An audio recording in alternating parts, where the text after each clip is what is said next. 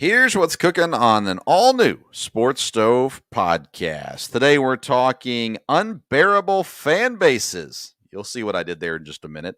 We're also going to talk the NFL and our picks for the week. We're going to give you those, talk about the Raiders situation, and we also have our old friend Parker Ainsworth coming back to join us to talk some NBA basketball here towards the end of the program. All that and more, that's what's cooking on today's Sports Stove podcast. From Belly Up Sports and the Belly Up Podcast Network, you're listening to the Sports Stove Podcast with your host, Vince Stover.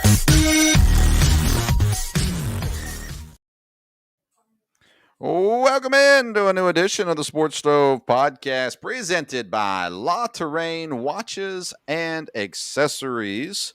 Built for the man on the go, the Compass by La Terrain is primed to take on life's moments. From casually keeping time around the boardroom table to backing you up in tough terrain, this watch has style and function and the dependability under any circumstance. You can find the Compass and all the other kinds of watches and many accessories at la-terrain.com, and you can use code SPORTSSTOVE. That's going to give you 10% off your purchase. la-terrain.com, code SPORTSSTOVE for 10% off your purchase. Joining me, as he normally does, is my dad, Dale Stover. Dad, how you doing?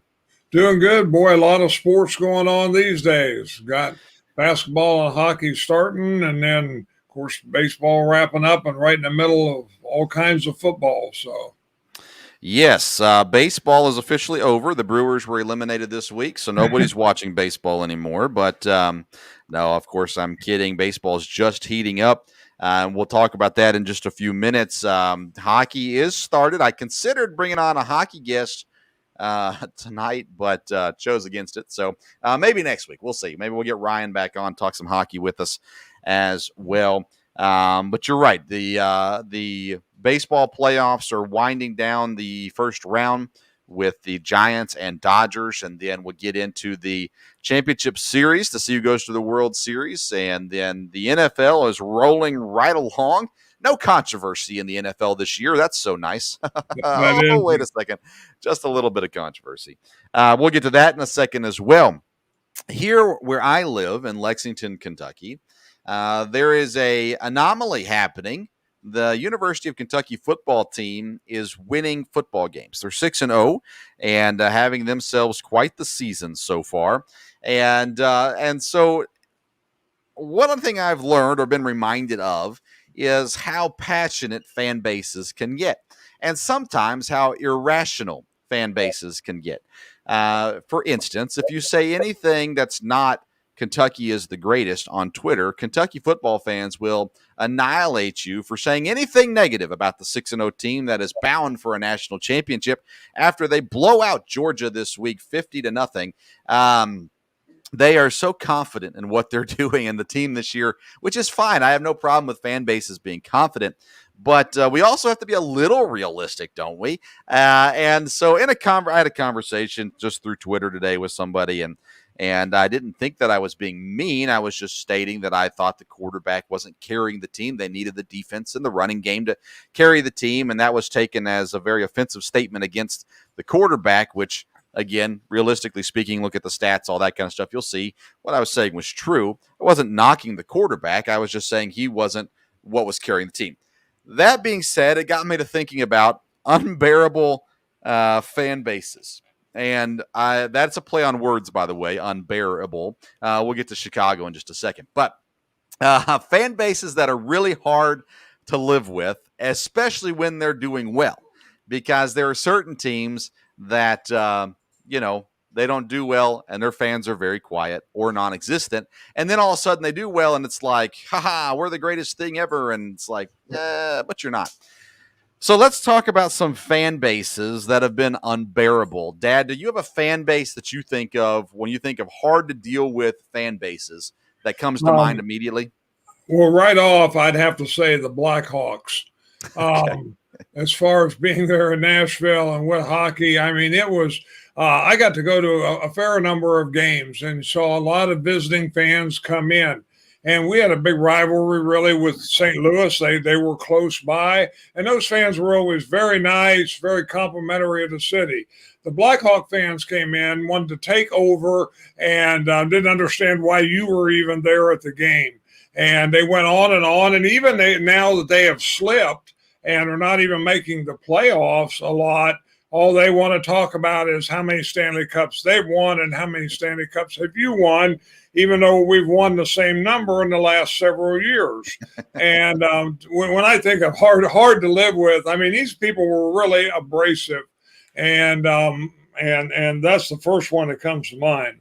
I mean, I think you can lump in all Chicago fans in one thing. When we're talking about the Blackhawks, the Bears, the Cubs, more so than the White Sox.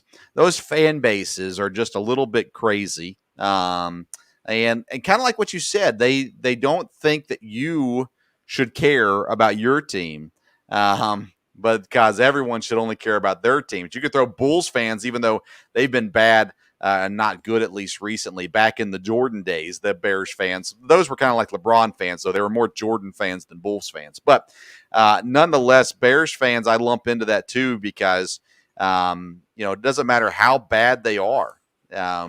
When they're playing against your team, the fan base just has to mouth off. And even this week, a Bears fan, coworker of mine, are you ready for Khalil Mack? Yeah. I'm ready. I don't have to face them. But I'm not too worried about the Packers losing to the Bears this week. But even if they do, it doesn't really affect me that much. So I enjoy passionate fan bases to some degree. But Chicago fans are unbearable, if you know what I mean. Anybody else comes to mind? Well, I can tolerate most fans if they're a true fan and they really follow the team no matter what the situation is. I've had conversations with people whose teams I didn't like, and they didn't like my teams, didn't like the Packers, but yet you can have a discussion because they were realistic. Like you said, when people are doing well, when I think of the football fans that were the most unrealistic, it's a little different now because they're not doing as well, but was the Dallas Cowboys. In other words, I have some good friends who are Cowboy fans, and I can appreciate that. But everybody that, didn't know anything about football, it's America's team. They win the Super Bowl every year.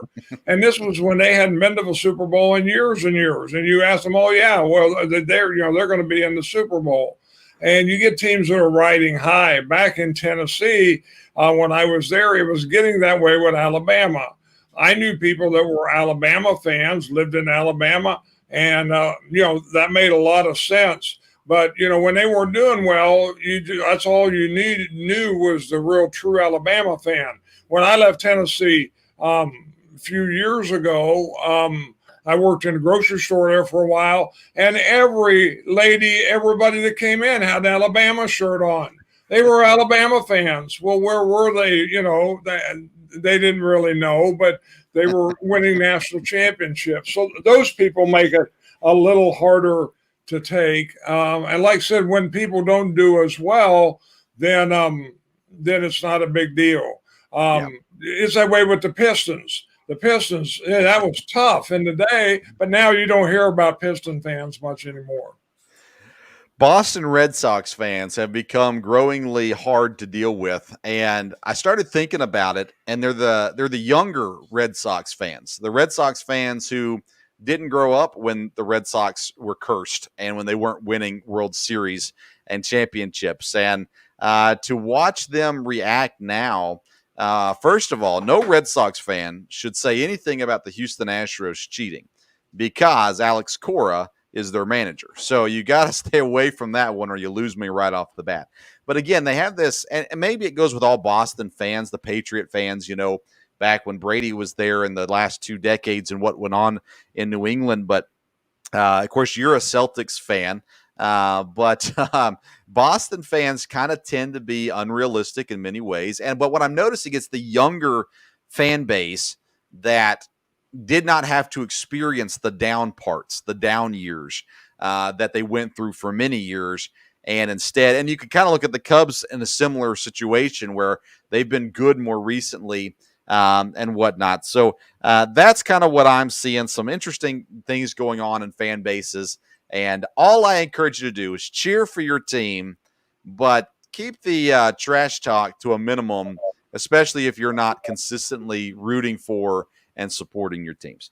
Let's move on to the next topic today, and that is the NFL and the week ahead here in the NFL. Of course, we did have some controversy arise this week with John Gruden. We're not going to support or stand behind John Gruden and the things that he said. There were a number of things that he said that were just, quite honestly, just wrong and ugly and mean-spirited. And a lot of other words could describe it. And I've tried to talk about the other side of the Gruden aspect, and all I've been accused of is supporting Gruden, and I've not once supported Gruden. So I'm just going to stay away from that topic as a whole. But I do want to talk about the Raiders, Dad. Now they change a coach mid-season. The GM is now actually in control of the roster, Mike Mayock. He was not in control of the roster under Gruden. He has now been given control of the roster. The Raiders' talent had been stripped over the years. The drafts have not been kind to them. They've not drafted well. But they started off the year pretty well, and they've got some good talent on the team. So where does this leave the Vegas Raiders as it sits right now moving forward the rest of this season? Well, it's going to be very interesting. We're going to talk a minute about pick 6. And I'm going to stay away from that game because I don't know which Raiders is going to be. Are they going to be decimated and divided, or will the new interim coach rally the troops? I think the fact that they've moved to Vegas and have a new start and have, and some maybe a new fan base as well as a lot of the old Raider fans, of course, also, there's probably a chance for them to regroup. They do have some talent, but it'll just depend. I have no idea what that locker room is like and how that's really going to be going along. I think they could, like I said, rally and say, hey, we're not going to fall apart. We're not going to do this. On the other hand, it could be kind of tough.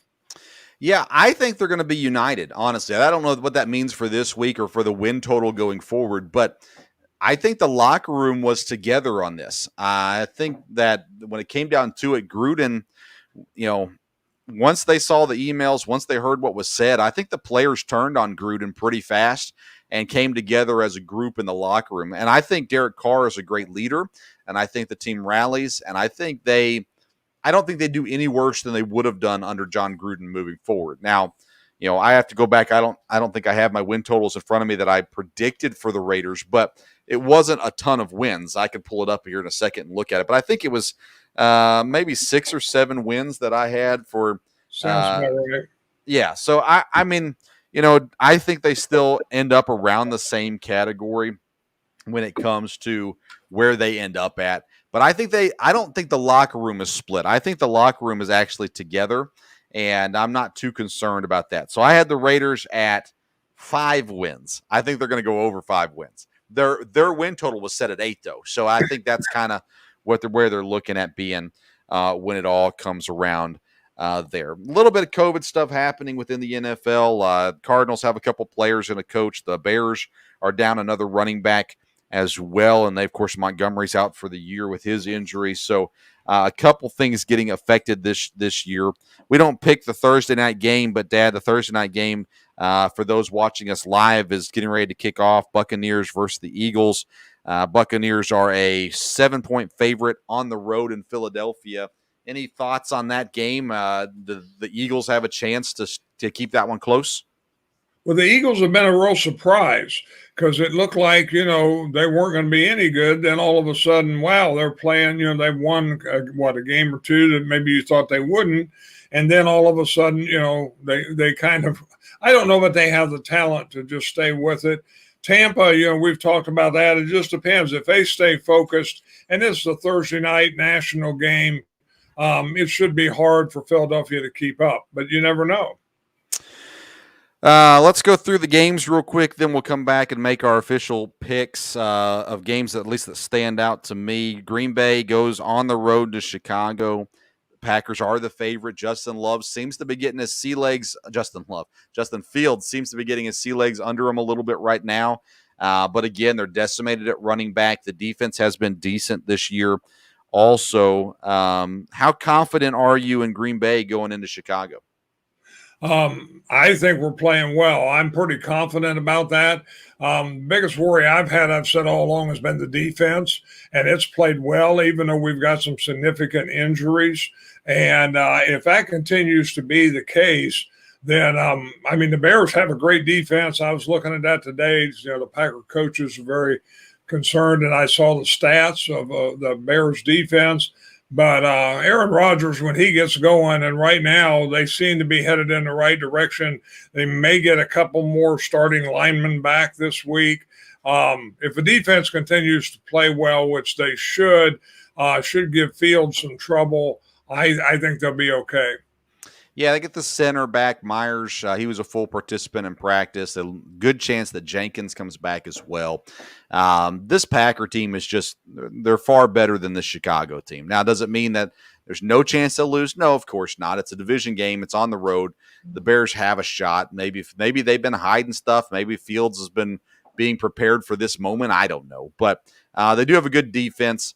The Packers offense, though, is one of the best in the league, and it's doing what it's supposed to do here, as the team is 4-1 since their first loss of the season, first game of the season against the Saints. Cincinnati and Detroit. Cincinnati, the favorite on the road. Detroit's 0-5, but they got to win one eventually, don't they? I do what? Detroit has to win a game eventually, don't they? Eventually, but I don't know if it'll be this one. You would like to think they will, but.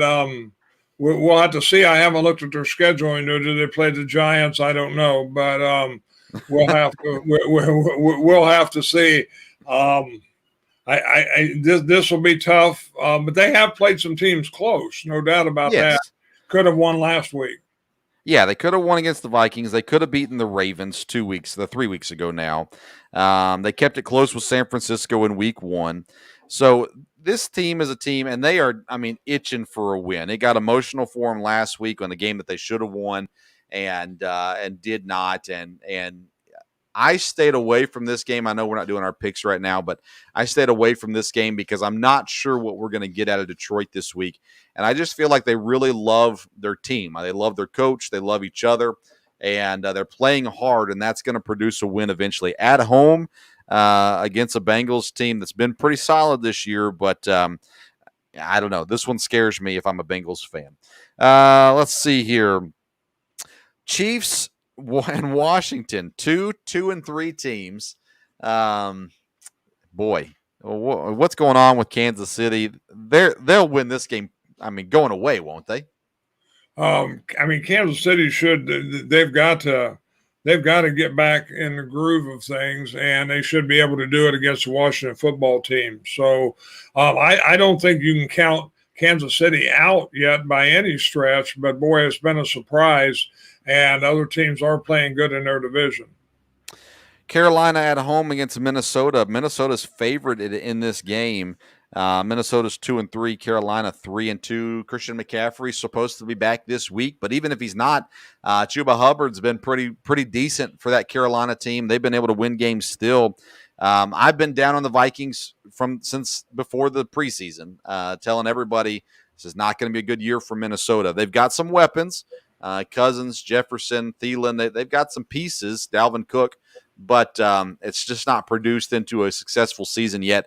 That game should be a pretty good contest, I would think. Yes, I would think so. Again, Carolina kind of stumbled, I guess it was last week, and that was a little bit of a surprise. But they've been playing good. Their defense have been playing good. And like you said, McCaffrey should be back. But the good thing about Chuba Hubbard, I think it'll let him ease McCaffrey back into it. And, they can do, at least for a while, a good two-back set, and that'll probably help the situation. So again, I think the coach has got them going in the right direction. That could be a very interesting game. One of the better games of the day is going to be Baltimore at home against the Chargers. Yep. Both teams 4-1. The Ravens coming off a huge come from behind victory on Monday night. What do you see going on in this game? like you said, that's two really good teams, two teams that I think have the chance to win their division. It's in Baltimore. Of course, Baltimore had to really come back the other day. It looked like they were in trouble against the Colts. The Chargers seem to really have things going. So this will be an interesting game there because, again, Baltimore always has a good defense, but Herbert, has done real well. And this will be an interesting test, I think, to see exactly where the Chargers are. We know the Ravens are good, and the Ravens are going to be there at the end. And again, when you're talking about Kansas City making a rebound, we'll see where the Chargers are at this week. Yeah, I think it's a measuring stick game for both teams, honestly. We know what Baltimore is. We don't know if they can win the big one. Now, they've won big games, but when it comes to the playoffs, they haven't. And a challenge against the Chargers will kind of see where they stand against one of the better teams in the AFC, if not the best team in the AFC. And same thing for the Chargers. How do they play against great competition? On the road, especially, a big opportunity for LA. Another really good game is Arizona and Cleveland. Arizona undefeated, Cleveland 3-2. Just like I said, Detroit has to win a game eventually. Arizona has to lose a game eventually. And on the road to Cleveland seems like it could be a spot they could lose. This will be a real interesting game because the Browns really are playing well. They probably shouldn't have lost last week, and but Arizona, has been really good. You keep wondering, well, how long, how, like you said, how much are they going to keep winning? Are they going to be, a number one seed? Are they really in a competition for that? And Cleveland, again, we're talking about Baltimore's good, Cincinnati getting better. This will be a very interesting. This is one of the better games, I think. Yeah, I think so too. And the two losses the Browns have are to the Chargers and the Chiefs. And both of those close games, they lost to the Chiefs by 4 and to the Chargers by 5. So, I mean, they're right there and they're close. The Cardinals, I thought they were going to be good. I didn't think they were going to be this good. And I still think that they are, without a doubt, beatable. They're a team that I am not solely confident in when you go to Super Bowl and things like that. I like them. I like what they have and the talent that they have. But there are some question marks in Arizona. And although they're 5-0, this could be a game. This could be a tough challenge for them on the road there. We'll talk about the Raiders and the Broncos when we get to our picks here in just a minute. We've already talked about the Raiders a little bit. Dallas and New England, it's the main afternoon game that's going to be on CBS. Dallas 4-1, New England 2-3. To me, this is and I know you're so not on board with the Dallas Cowboys, but to me, this is a game that Dallas has to win. Yes, I think again, I'm not where you're at with the Cowboys, and I think this will be an interesting test. They're going into New England. New England's got a good defense. If Dallas goes in and rolls on them, then hey, they're going to be tough to handle all the way down the line. I think going into New England, they're going to be on the road, and again, New England does have a good defense, and I don't know that this will be an upset, but this will be an interesting game to see what happens. So Dallas lost to Tampa to start the season by 2 points. They beat the Chargers, they beat the Eagles, they beat the Panthers, and they beat the Giants. But beating the Patriots is what will convince you that they're going to be a good team. Whether it'll be a deal where they're going to keep winning, and we'll see. We'll see from there. So. Listen, the Cowboys are going to lose a few more games this season, but they go Patriots, Minnesota, Denver, Atlanta in their next 4 games, and then they face the Chiefs. So they've got a relatively easy schedule. After that, they go Raiders, Saints, Washington, New York, Washington, Arizona, Philadelphia. They've got a pretty easy schedule the rest of the way, and they have to win these games that they're supposed to win. They've got to be able to complete these games and do what's necessary. They are a 3.5-point favorite on the road against New England. Sunday night is the Seahawks, who are decimated by injuries, and the Steelers, who are decimated by old age. That game, I'm sure NBC wasn't super excited when Russell Wilson got hurt. Juju Smith-Schuster, he's out for the season also. Not a whole lot of entertainment value in this Sunday night game, Seattle versus Pittsburgh. No, again, Seattle should really have a lot of trouble without Russell Wilson. be hard for them. And again, one thing Pittsburgh has is a defense, and they can put pressure. So if you got a substitute quarterback, T.J. Watt can cause a lot of trouble. And like I said, I don't think the Steelers are going to be a big factor, but this is a game I think they ought to win. Yeah, it's not just a backup quarterback; it's Geno Smith. So he There you looked go. okay. He looked okay last week after Russell's injury, but and the Steelers, my goodness, they're so bad. But Najee Harris will have an opportunity to shine in prime time. The defenses will be looking good either way, I think. Then Monday night is Bills and Titans, the Music City Miracle rematch from back in the day. Buffalo's been rolling. Tennessee at 3-2 has not looked great. Is this a trap game for Buffalo? It looks like Buffalo doesn't have trap games. And once they've gotten going here, they've got the talent. And again, I would think it looks like they're staying focused. They know what their goals are. And I think, it'll be a tough night for the Titans. I heard this question. Has Buffalo peaked too soon? Are they playing their best football too early in the year where eventually they're going to kind of come down? They're going to lose some games this year, I believe. But this game scares me a little bit, honestly. I think it's kind of a trap game for Buffalo being on the road.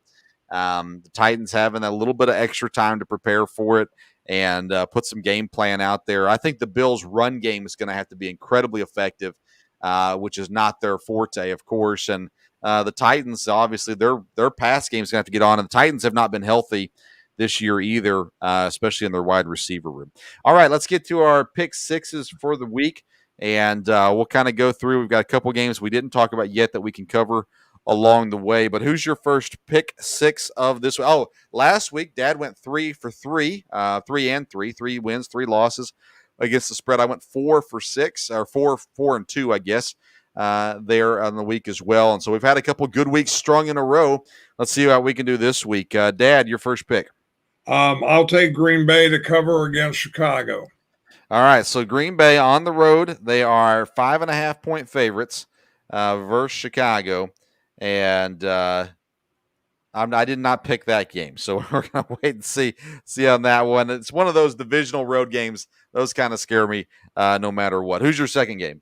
I think Cincinnati will cover over Detroit. We talked about that a little bit. I think the Bengals are for real, and if they go down there and lose to Detroit, all of a sudden, there'll be questions again, even though I think they have a good team. I think they really are solid.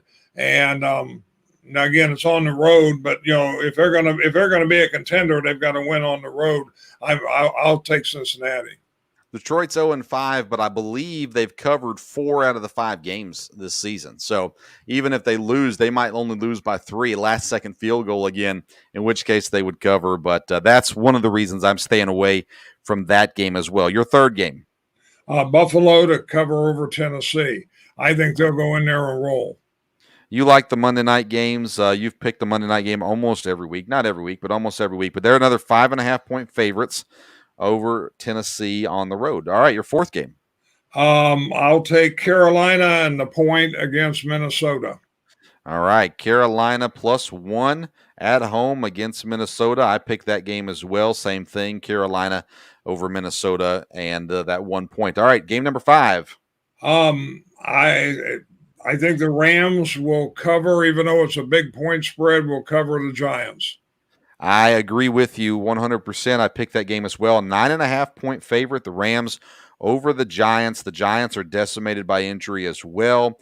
The Rams need to get a big win here this week, and I think they handily take care of the Giants this week. And your sixth game. I will take Pittsburgh over Seattle to cover there. All right, Pittsburgh over Seattle. I'm staying away from this one. Pittsburgh's a 5-point favorite at home versus Seattle. I don't trust Pittsburgh for anything. And I just think they're really, really bad this year. And Seattle, even though they've got injury issues, I don't trust Pittsburgh. So you got Green Bay -5.5 over Chicago, Cincinnati -3.5 over Detroit, Buffalo -5.5 over Tennessee, Carolina +1 over Minnesota, the Rams -9.5 over the Giants, and Pittsburgh -5 over Seattle. My 6 games, I'm going to go a couple big spreads. I picked the Rams 9.5 over the Giants, Houston plus 10 versus Indianapolis. I just think Houston again, it's in the conference. It's hard to blow out teams in the conference. I think Houston can keep it close and scare Indianapolis. I picked Carolina plus 1 versus Minnesota. The Chargers plus 3 versus Baltimore. On the road in Baltimore, I think the Chargers are the better team and ultimately get the win in Baltimore. So I got the Chargers plus 3. I go Dallas minus 3.5 over New England. And then I'm taking Vegas over Denver. Vegas is plus 3.5. The underdogs against Denver. I think this team, as I said earlier, has come together. I think they're united in the locker room. And I think they come out. I don't think Denver's that good of a team. And so I put those two things together. I'm going to go with Vegas covering plus 3.5 there over Denver. So those are our pick sixes. We'll try to get those posted. We've got a busy weekend, so I'm not sure that I'll get them up or not, but we'll try to get those posted for everybody to see.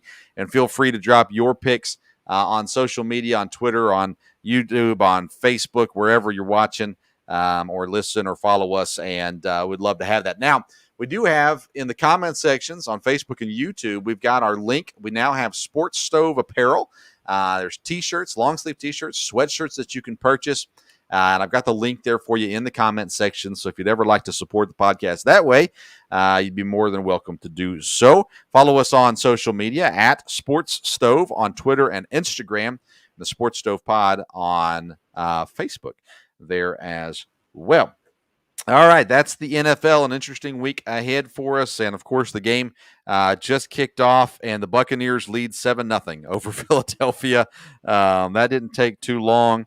O.J. Howard got himself a touchdown pass from Tom Brady there with 9:26 to go in the first quarter. So there you go. If you're listening live, you're probably watching the game some way, shape, or form also. All right, Dad, let's talk Major League Baseball. The playoffs have begun, and actually 3 series are already over. The Astros go 3-1 over the White Sox. The Braves go 3-1 over the Brewers. The Giants and Dodgers now waiting. Who am I missing? Oh, the Red Sox. The Red Sox go 3-1 over Tampa as well. Tonight, the Dodgers and Giants, they have first pitch at 9:07 p.m. Corey Knebel, the former Brewers closer, starts the game for the Dodgers. And then the Giants, I didn't see who are the Giants pitching tonight. Do you know?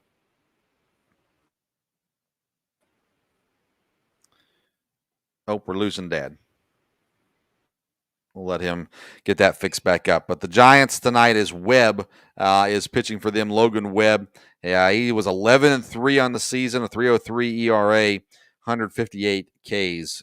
So Logan Webb has had a good year. He's 1-0 in the playoffs so far with a 0 ERA there as well. He's going up against Corey Knebel.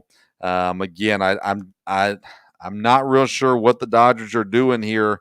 And this is when you get to the playoffs, you need somebody better than Corey Knebel to start a must-win game. That one scares me. I feel like the Dodgers are the more talented team, but the Giants have been the better team this year. They've got the better record. They've won the division. They got the number 1 seed in the playoffs. So that means being at home, San Francisco should win this game.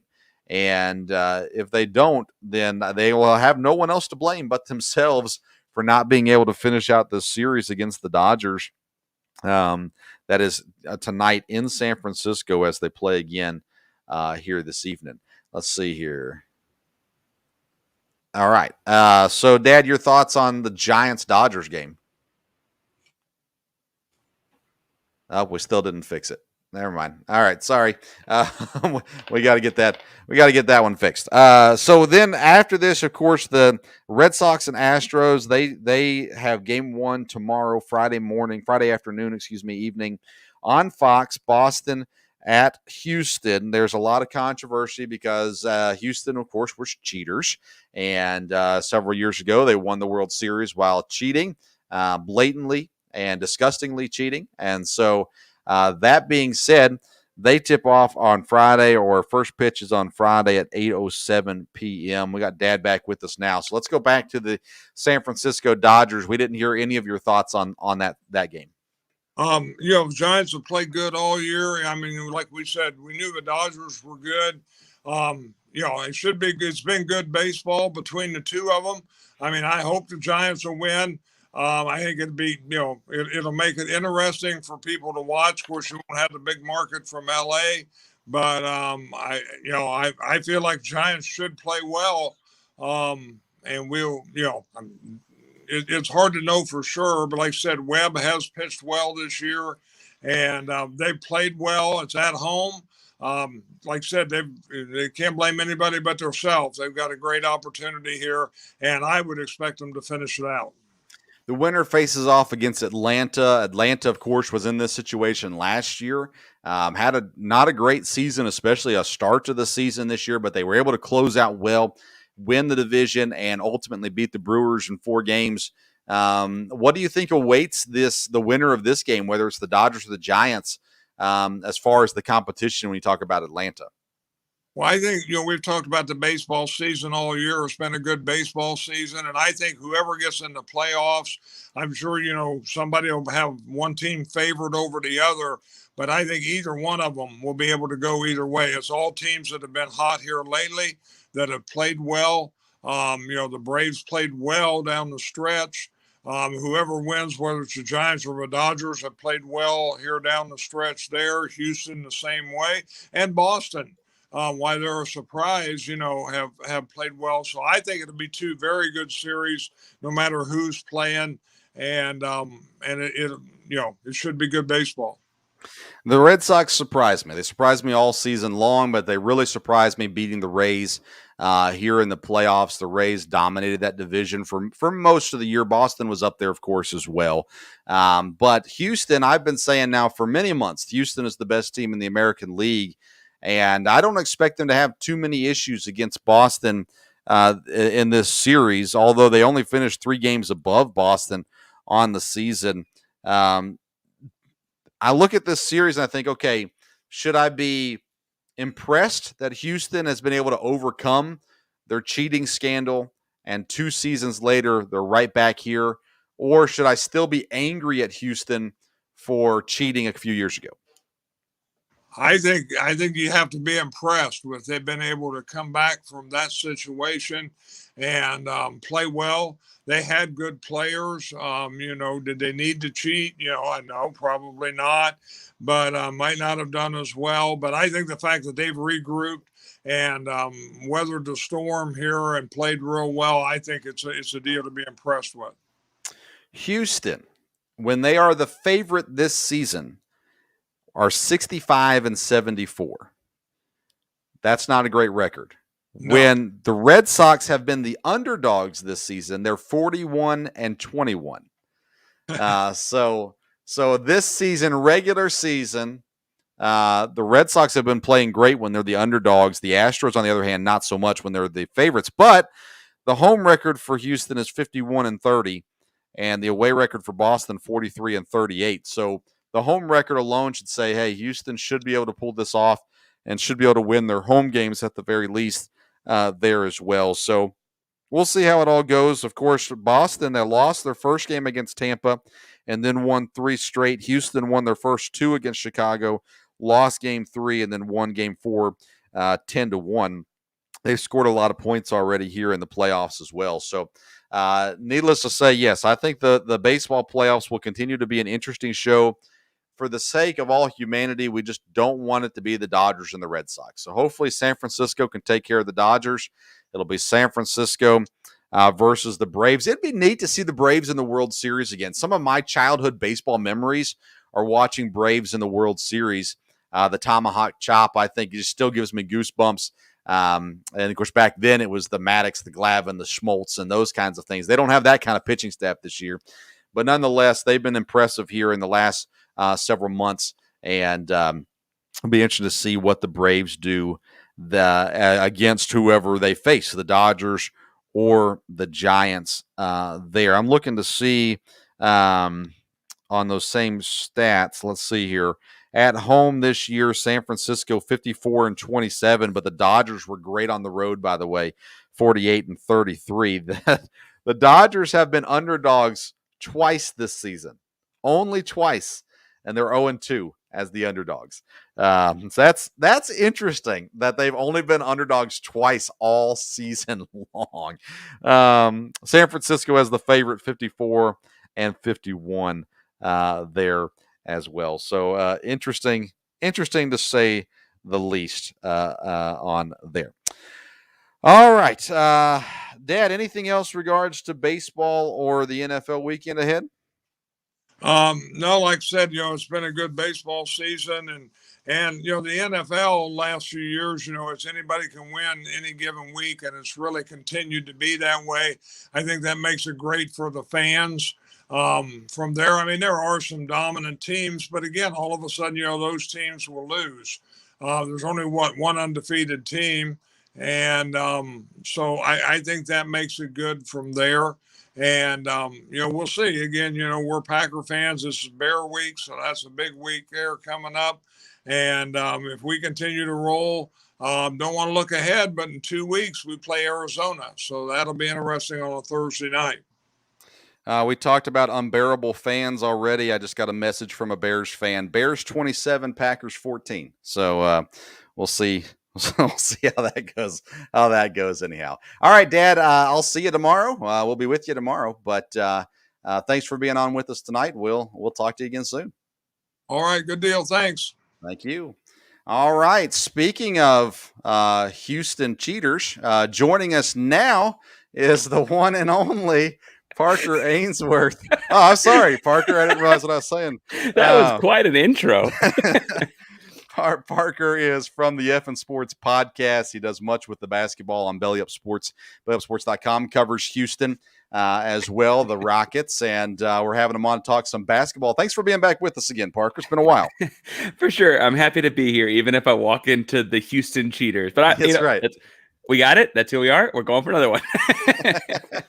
Yeah, and this one supposedly is clean, so it'll be all good, right? Yeah, I hadn't heard of trash can yet, so that's how it goes. I love your shirt. The shirts are available. Flunk Cancer. They're available through Bonfire. Make sure you follow Parker on Twitter, and he posts the links there and everything like that as well. We at the Sports Stove hate cancer, and I know Parker does, and hopefully everybody does. But great shirt, and a portion of the proceeds are going to are they going somewhere to help? Yeah, it's called Breast Cancer Research Foundation, BCRF. It's the science side of things. It's just doing as opposed to the obviously Susan G. Komen gives out to mammograms. Those we just pick the science side of it. So, but BCRF is the organization. All right, very good. So there you go. NBA season's about to start, and I've been so encompassed with the baseball as the Brewers just lost and broke my heart, and football season and college football and all that kind of stuff. I'm behind on my NBA stuff for the year, and with it starting up, I figured there's no one better to come on and talk about some of the exciting stuff going on in basketball. And there is a lot of non-basketball stuff going on in the NBA right now. So let's start with Ben Simmons. I have never been a Ben Simmons fan. I thought he showed us who he was at LSU, and not seen much more than that at Philadelphia as far as, in my opinion, heart, desire, winning mentality, all those kinds of things. He's a far better basketball player than I am, and I'm sure he has more drive than I do. But that being said, he's now apparently reporting in Philadelphia. He realized how much money he was going to lose. Is that's what it was? He realized, boy, I don't want to lose that much money, so I'm going to come back. So I think that's always got to be part of it, right? This is not some guy on minimum kind of stuff. He's making millions of dollars, max contract player. I also think that someone must have gotten his ear that his stock was like too low, right? Like our last impression of him was a very awful playoff run. And truthfully, like he is an all-star, right? Like he is one of the 30 best players in the NBA. He should have him. But when all of us think about the last time we saw him, it's like someone said, like, listen, you don't have to finish with Philadelphia, but you got to go play some games. So we got videotape of you doing something else, because right now, all anyone can see is that moment where he passed out of a dunk, a wide open dunk in the playoff game, right? And so people got to like get past that somehow. What's realistically the best option for him as far as teams go? I thought it was interesting. A Bleacher Report report came out yesterday, indicating a handful of young teams. Because I think we forget Ben Simmons is 25. Like he's been in the national spotlight since he was 18, 17 even. because if you follow the high school recruiting stuff, he's a big time guy. I think that the young team is interesting because truthfully, he's so unique in that he's 6'10", passes beautifully, plays, I mean, year in, year out as a defensive player of the year candidate. And that's all tremendous. He just doesn't score, right? And so you think of a max contract guys, you want a guy to score. So I feel like you could build a team around him, and so the young teams make sense. Frankly, like Minnesota makes some sense. They'll probably involve somewhere where Karl-Anthony Towns goes. Karl-Anthony Towns in Philadelphia doesn't make a lot of sense. We could do some 3-team kind of thing there. You're a Kentucky guy. You know, there's some connection with Devin Booker, and you get him to Phoenix and some maneuvering. I think that the Portland thing is interesting because they clearly want to make some last-ditch effort to try and keep Damian Lillard. And so do you swap him for CJ McCollum? And then McCollum fits in pretty well with Philadelphia, and the contracts are almost straight up. You wouldn't have to throw in a whole lot more. And I don't know if I like Ben Simmons and Damian Lillard, but it's at least like they're rolling the dice on something different because what they've done hasn't worked for a handful of years, right? And at some point, different is just at least you tried. So I've seen Indiana pop up in rumors as well. It seems like Rick Carlisle would know what to do with his playing ability, his style of play, and things like that as well. I don't know what Indiana would have to give up, or if they even have pieces that Philadelphia would be interested in there. But I kind of look at that aspect of it, the coach that would be the best situation for Simmons, because like I said I questioned his drive, but he is a defensive player of the year. You got to have some drive to play defense. So obviously he has the drive. I hate this. I don't know. I hate watching. That's the Kentucky in you. That's the SEC. Maybe it is. My deal is if you're a superstar, you make the tournament, and LSU didn't make the tournament, and you know they were paying players to be there. So they should have made the tournament. But anyways, that being said, I think a change of scenery would be huge for Simmons. But again, he's got to be put in a situation where they know the best way to play him. And when you have scorers around, guys like Damian Lillard, who have no problem jacking the ball up, 30, 40 times a game, it's a good spot. And maybe he starts getting comfortable with offensively. Maybe the coaches, of course, he's been through a couple coaches in Philadelphia, but I don't know. Maybe that's part of the problem. The pipe dream has to be, there was some Golden State rumor floated around over the summer. That didn't come out yesterday with Bleacher Report. Truthfully, he is a bigger, stronger, faster Draymond Green and a younger Draymond Green. He doesn't have the bravado on offense, right? He seems way more timid. Mm-hmm. And frankly, the bravado has carried Draymond Green really far. So maybe that's a big difference. But when he would have, if he could have shooters like Steph and Clay running around, that would really change the game a lot. That didn't come out yesterday, and so that's still going back to the summertime talks. But that has to be the pipe dream, right? I mean, who wouldn't want to play with, if you don't want to score, who wouldn't want to play with Steph and Clay, right? Exactly. Yeah, because he is a great passer. And he could relieve some of the ball handling opportunities and stuff as well. And he's a great defender as well. You mentioned Phoenix earlier. I think that'd be a fun fit. I think being a year with Chris Paul would really help him a lot, because Chris Paul has definitely taken on the role of mentor and teaching and training and boosting confidence and those kinds of things. And then, of course, Devin's a shooter. They got other shooters there in Phoenix as well. Ben Simmons is probably going to play this year. Kyrie Irving, on the other hand, he's been an odd fella for quite some time now. Very unique in his own ways. And when you start talking about the vaccines and stuff, then we get into other non-sports opinions on things. But I'm intrigued by this situation with Kyrie, because he appears that he's not going to back down no matter what it costs him. And it's the rumors are, and I think you talked about this on your midweek mid-range last night, I believe, that the locker room's not too pleased with what they're getting out of Kyrie right now. So what's going on there with Brooklyn, and how are they going to handle this season without Kyrie or with him? Well, and it's interesting because if you just read me off their roster and left Kyrie Irving off and mentioned him not at all, that's a team that has a chance to win a championship, right? James Harden's an MVP, and he's been in the conversation a few more times. Durant's a 2-time champion, finals MVP, so on, right? Your role players are guys like an older Blake Griffin, LaMarcus Aldridge, Patty Mills, right? Like you've got the guys. Kyrie Irving on the floor would put them over the top, right? That is a by and large favorite. And Vegas, even with him in question, has them at a top favorite. I see them at the top of the odds. I'm looking at it right now. And I think the deal is he and Durant went to Brooklyn as buddies. This lasts as long as Durant allows it to last to me, because frankly, the franchise will put up with it until Durant says, okay, we got to figure this out.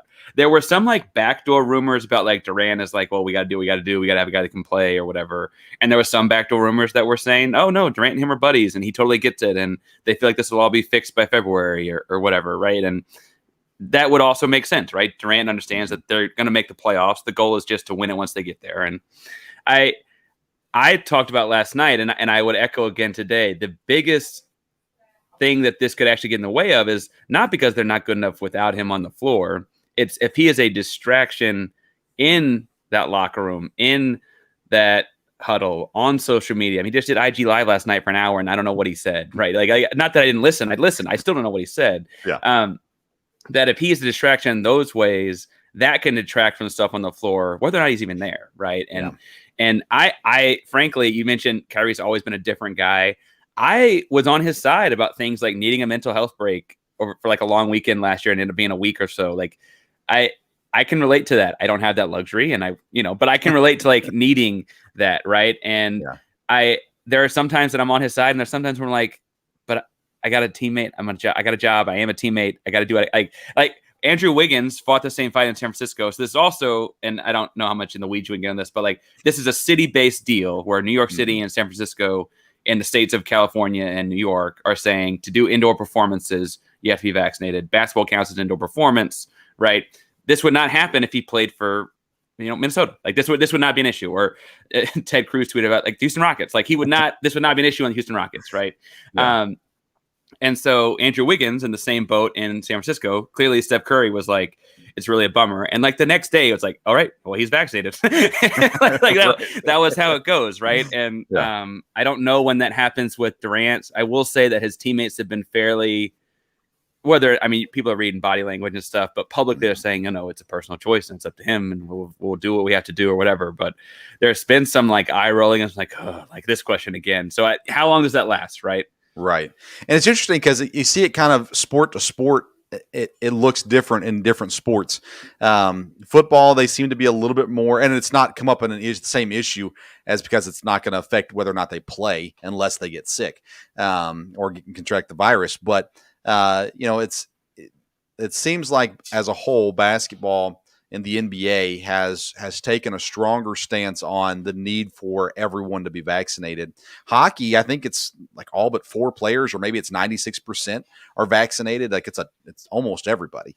But football, again, you're outside, and it's a lot different there as well. But it's intriguing to me to see how it's taken hold and kind of been such an issue. But again, he can't play in New York.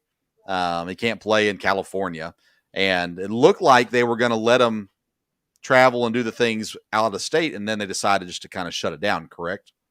Yeah, and so it's interesting logistically. He legally can play whenever Brooklyn's on the road, except for playing the Knicks, I guess, right? That's Madison Square Garden, also in New York. And then the one game a year there in San Fran, right? But Brooklyn at first had said, yeah, we'll play, and we'll let him play on the road. And he had gotten an exemption for practice because it got deemed as a workplace, not a performance, right? Like little things like that. Mm-hmm. And then at some point, I think someone finally clicked with Brooklyn, like, how are you going to have a whole different, like, your team has to perform, like, your starting lineup and rotations are different for half of your games. And how does that work? And so logistically, they just finally said no. To avoid legal trouble, they're going to pay him for road games, whether or not he plays, which I thought was interesting. It was clearly, they'd rather pay $16 million to a guy not playing for his road. That's half of his contract for the road games. Than pay the legal fees and fight the battle of like what they owe him for those. And I wonder if that was almost mediated. Like, not that anyone said it was mediated. I don't mean, but like clearly, if you owe me $16 million, we're talking about it. Like you're not like so. He can't get his $60 million for home games until he's vaccinated and playing, but they were going to owe him money on the road because they were just sitting him for no reason, theoretically. And they're going to pay him to not play. And that's wild. And if I'm a mid-level exception or a cheap, relatively speaking, basketball player, I'm like, man, I'm working really hard and I'm not making anywhere near that much money. I would talk to someone about that. Well, Paul Millsap, he came to Yeah. Brooklyn. He's getting paid absolutely nothing this year compared to everybody else. And he chose to do that, of course. It was his decision to come, and he wants to win a championship, thinks he can do it in Brooklyn. But yeah, I guarantee you Paul Millsap's working hard in practice at the games, all that kind of stuff.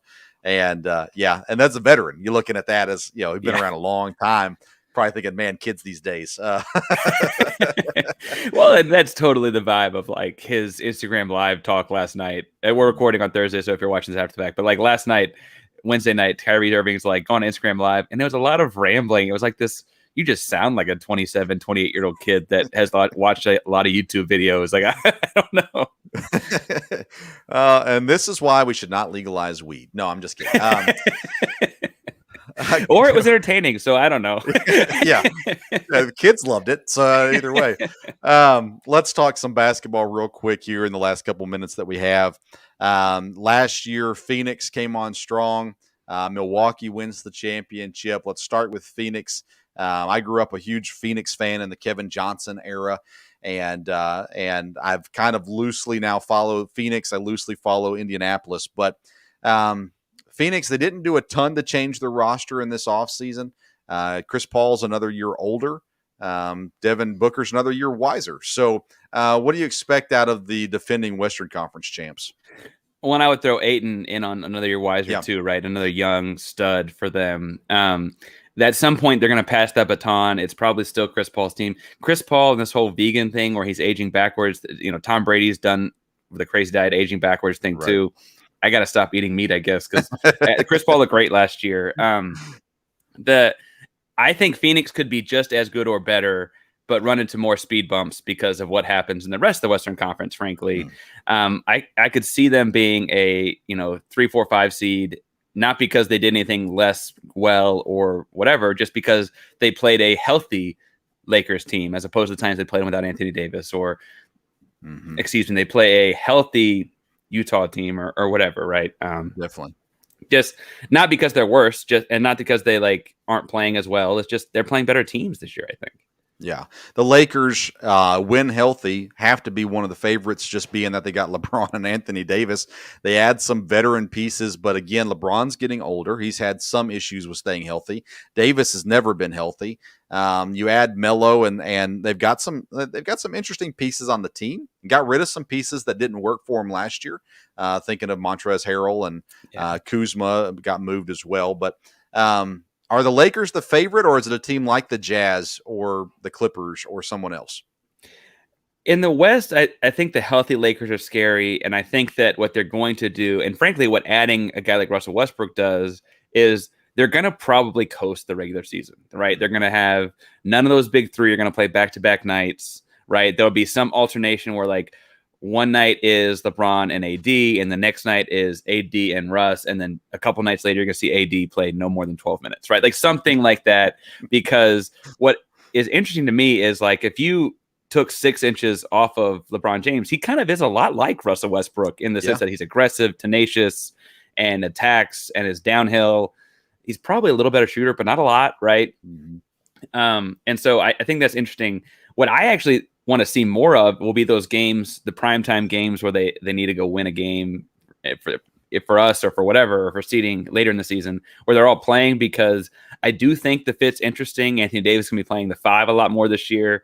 He's said that publicly at media days a couple weeks ago, and that takes more wear and tear on your body, and we know what that does to him. And that's the stuff's intriguing to me. But the regular season, they very well could go 50-32 just because they coasted the whole time. Milwaukee, Brooklyn in the East are the two favorites. Milwaukee, I think Milwaukee, the way they ended was intriguing. And to see Giannis take that next step as a superstar and just carry his team, I thought, to an NBA title. And maybe he lucked out a little bit with playing Phoenix and not having to play a healthy LA, but he still accomplished something that not everybody's accomplished. I know number-wise, I think Brooklyn's the favorite, but, is Milwaukee as legit an opportunity as they had last year? I think Milwaukee's really good, and I feel like them the same way I feel about Phoenix. They could actually be better this year and not necessarily get a championship out of the year. Giannis took a big step each round of the playoffs. It felt like, obviously, we saw his leg bend backwards, and they came out one Finals MVP, right? Like that takes a gut and grit and grind that, we just talked about Ben Simmons having none of that. Like that's all of it, right? I also think that's interesting that like in the East, I'd argue the Nets get better by being healthier.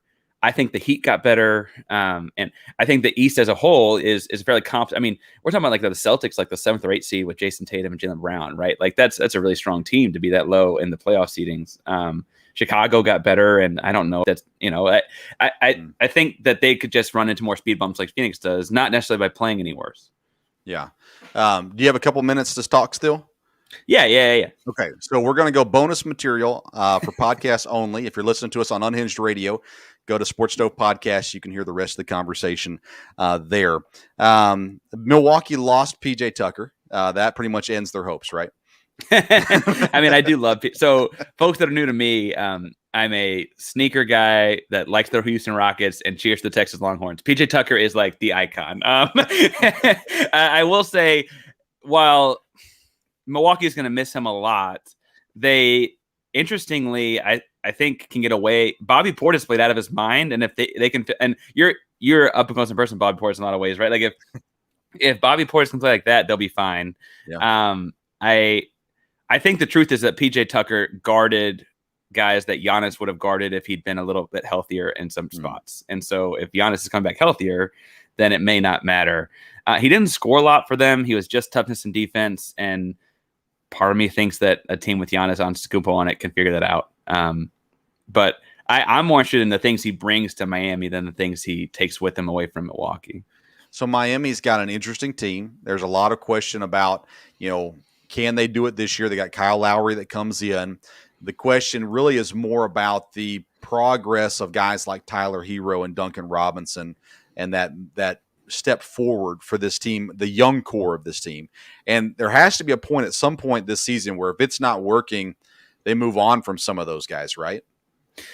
Yeah, and I wonder if it's like to go get – I mean, Pat Riley is always the guy that wants to go get the next big whale. And frankly, it's like if you're not a current big whale, then you're going to get shipped out for the next guy.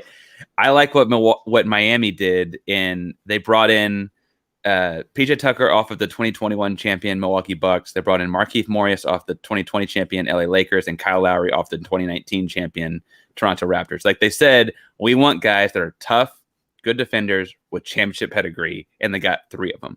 And that very much strikes me as an intentional move by Riley to set the tone. They already have Jimmy and Bam.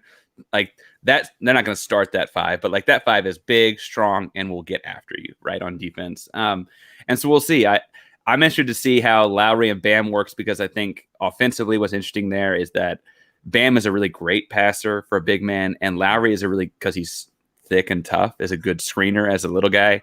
And so we do invert some pick and rolls there and that kind of stuff. I think they're dangerous. I think it's no secret that last year, both they and LA showed up in health, and to them it looked like they were just ragged all year.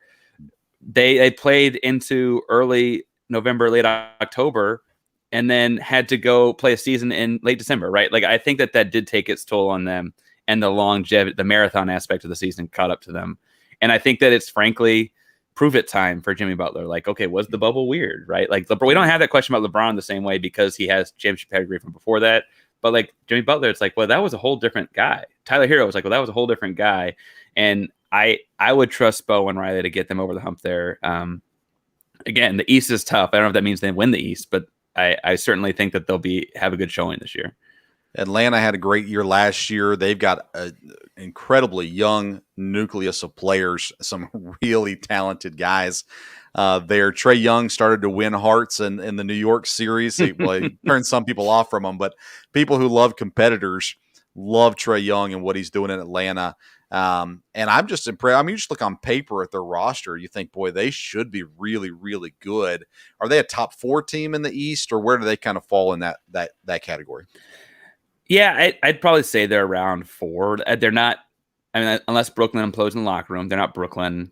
Mm-hmm. I think I got Miami up there. Milwaukee's going to finish up there. They always have strong regular seasons, right? I think that kind of puts Atlanta somewhere in there.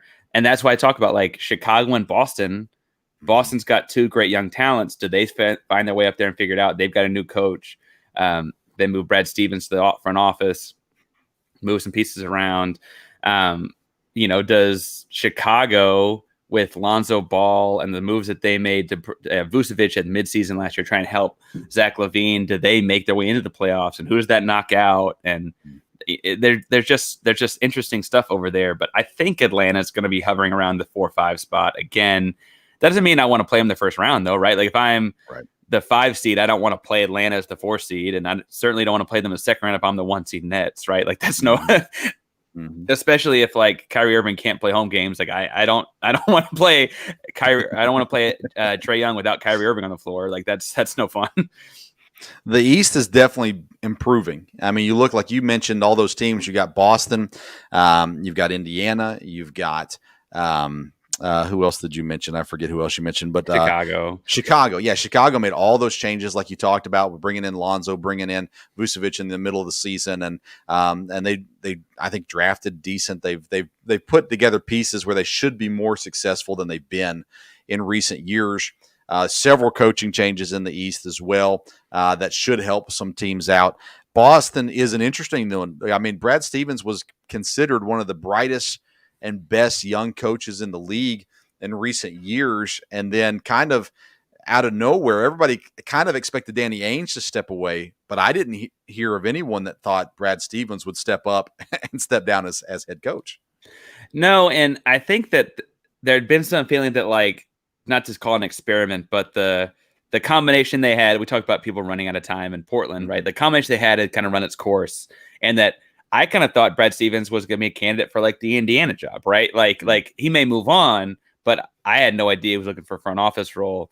If that's what he wanted, he seems to enjoy Boston, and I know the fans have always defended him vehemently, right? I learned more about Ike Udo, the new coach, after he was hired. I wouldn't have known he was high on the radar beforehand. I don't want to act like some insider had that scoop or whatever.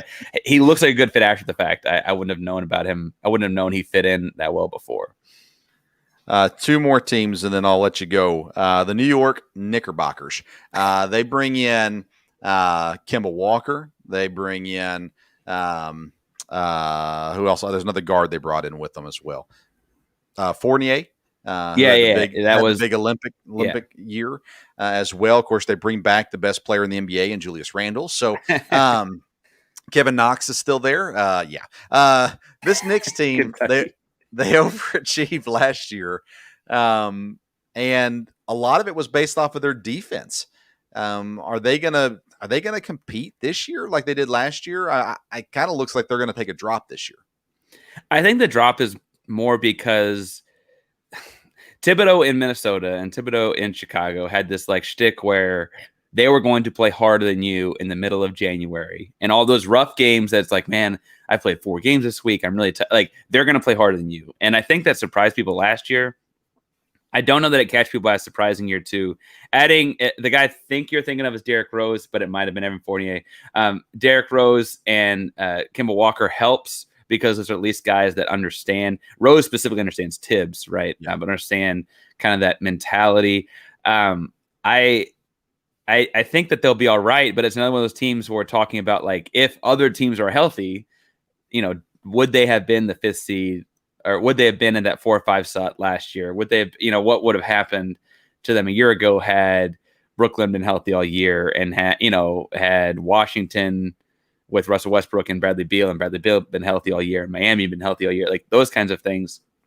And so I guess I wouldn't expect a lot more out of them between a couple factors, but I think they're still a playoff play-in team at worst. I don't think they're going to drop that far off the map. I will say that Julius Randle is loving the New York City life, like the limelight, the spotlight, that kind of stuff.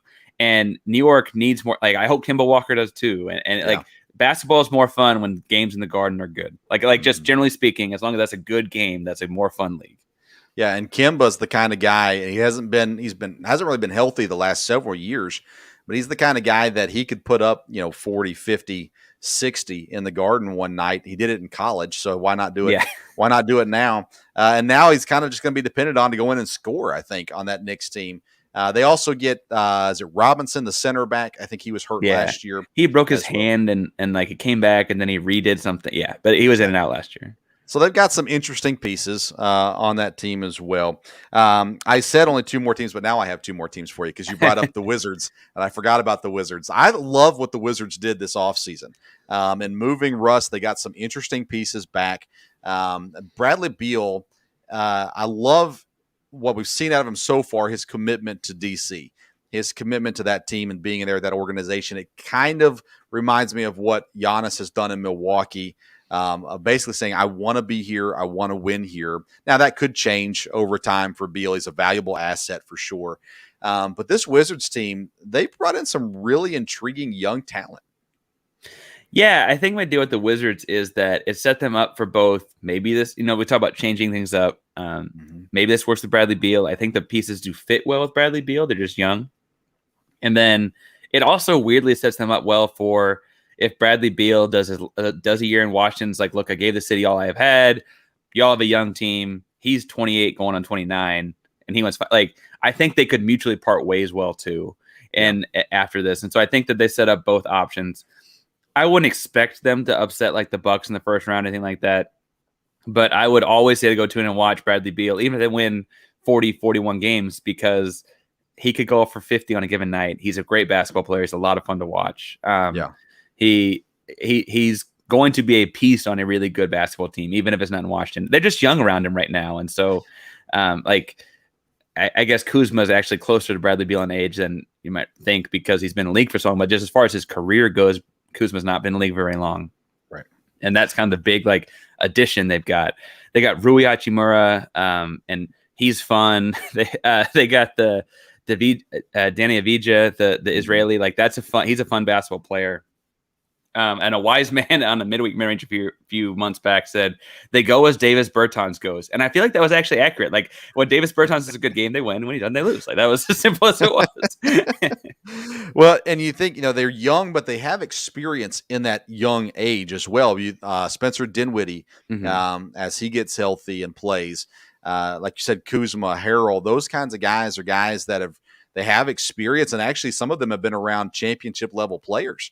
An opportunity to learn from them as well. So who knows what happens there. Last team, and I'll let you go, is the Charlotte Hornets. They're an entertaining team at the very least. Yeah. They've yet to be able to make anything out of, even the talent that they have. Gordon Hayward, again, can't stay healthy. LaMelo Ball is one of the more entertaining players in the league. They've got some big high-flying dunks. They've got other things happening. An interesting draft this year as well. How long, if ever, will it take for Charlotte to become a 6th seed in the East? They got to figure out the defense side of the ball. And I don't say that just because they're young, but like they got LaMelo, Rookie of the Year kind of guy. Miles Bridges is catching all the oops from LaMelo. They went out and got Kelly Oubre, right? That's a good pickup for them. PJ Washington's a good big. And then they drafted James Bouknight. The issue is that there's a lot of young basketball players, and the biggest learning curve is on defense. And they're going to play in some games that are, frankly, not unlike Washington last year, where it's like 140 to 135. And for a fan, that's a lot of fun. But, man, that doesn't mean they win every game, right? Like, they're going to be a lot of fun. And I think they're a couple years away from the defensive side of the ball, unless – LaMelo Ball is a giant. He's like a 6'7" point guard. So like maybe they turn it on faster than I realized. But I think they're still probably 2 away from a playoff seed. Maybe a play-in seed, I guess, could happen faster because the 10 seed is a little different now. But they're going to score a lot of points, and you do have to score to win. So and it could happen faster. Well, Parker, I appreciate you staying on a little extra with me tonight. You can follow Parker on Twitter at Painsworth512. He writes for BellyUpSports.com. You catch him on Wednesday nights with the midweek mid-range at 9 p.m. On Twitter and YouTube.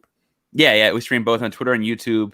And it's really a fun show. It's a lot of talk about basketball. So if you're a basketball guy, Wednesday nights, 9 o'clock Eastern, YouTube and Twitter. All right. And you can also find the shirt that he's wearing, and he's got some other apparel as well there. You can follow him on Twitter to find the links for those shirts as well. Parker, thank you so much. And again, I'm sorry I kept you longer, but thank you for being on with us. No, happy to talk hoops, man. Thank you. All right. We'll see you. All right, that's Parker Ainsworth from Belly Up Sports and bellyupsports.com. Thank you so much for tuning in to our episode tonight. We went a little long, but we appreciate you sticking around with us as well. Remember to visit law-terrain.com for watches and accessories. Use the code SPORTSSTOVE, and you're going to save 10% off your purchase. We'll be back Wednesday with our local hour episode, and next Thursday we'll be live talking football and baseball and maybe other things along the way as well. Follow us on Twitter and on Instagram at Sports Stove, and make sure you let us know how you enjoyed the episode. Tell other people about it as well. Thank you for tuning in to today's episode. Until next time, we'll see you